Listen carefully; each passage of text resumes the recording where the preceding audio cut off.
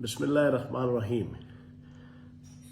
कल election commission ने एक इंतहाई अजीबोगरीब फ़ैसला दिया और मैं ये समझता हूँ कि इस फ़ैसले के बाद पाकिस्तान के अंदर हर बिजनेसमैन अपना कारोबार छोड़ के वो एक नया कारोबार इख्तियार करेगा।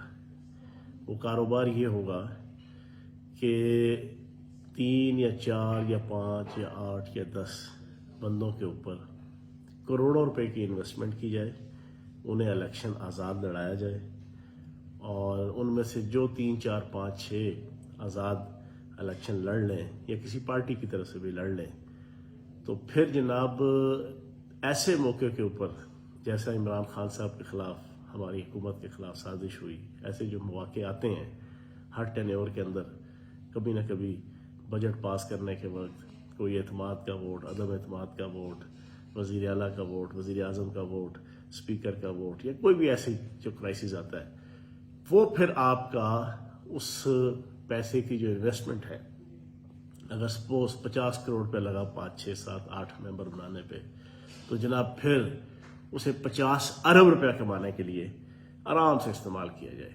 इस फैसले के बाद ये वाला बिजनेस लेजिटिमेट बिजनेस करार पाएगा, लीगल बिजनेस करार पाएगा। और मेरा ख्याल है कि पाकिस्तान के वो इन्वेस्टर के जो बड़ी बड़ी शुगर मिलें लगाते हैं, बड़ी बड़ी कंपनियां बनाते हैं, बड़ी बड़ी मिल्स लगाते हैं, वो इन सारी चीज़ों को छोड़ के अब इस कारोबार की तरफ सारी पाकिस्तान के बड़े बड़े बिग व्हील्स जो इन्वेस्टर हैं वो यहाँ पर आएंगे। क्यों कि इलेक्शन कमीशन ने मुनहरफ अराकीन को बेकसूर करार दे दिया, मुनहरफ अराकीन को बरी कर दिया कि जनाब उनका कोई कसूर नहीं। आइन का आर्टिकल 63A(1) क्लियर कट ये कहता है कि आपने अगर अपनी MPA, MNA, सेनेटर होते हुए आपने अपनी पार्टी की मेंबरशिप छोड़ दी या आपने अपनी पार्लिमानी पार्टी छोड़ दी, तो आप डी-सीट होते हैं। क्लियर कट लिखा हुआ है। तो आप मुझे ये बताएं कि ये मुनहरफ अराकीन 2 महीने लगातार सिंध हाउस से लेके आल पाकिस्तान लूटमार एसोसिएशन और अंजुमन गुलामान अमेरिका की जो पार्लिमानी पार्टियों की मीटिंगें थी, क्या उसके अंदर वो शरीक नहीं होते थे? क्या ओपनली उनके साथ बैठ के वो ऐलान और इजहार नहीं किया करते थे उनके साथ यकजहती का?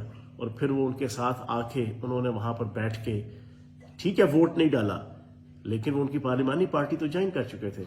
फिर इसी 63A(1) की जो बी शिक है उसके अंदर लिखा हुआ है कि अगर पार्लिमानी पार्टी के बरखिलाफ वो वोट नहीं भी देते, किसी साइड पे भी अपने आप को एब्सटेन कर लेते हैं, देन भी जो है उनके ऊपर डिफेक्शन क्लास लगती है।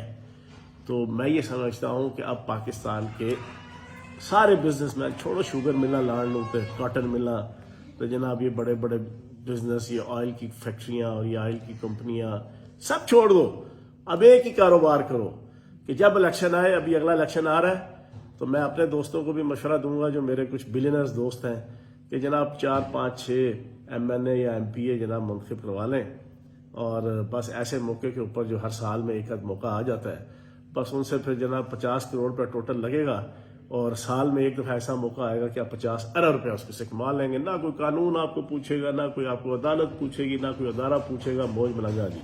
तो सबसे बेहतरीन कारोबार है ये। ठीक है जी, बहुत शुक्रिया।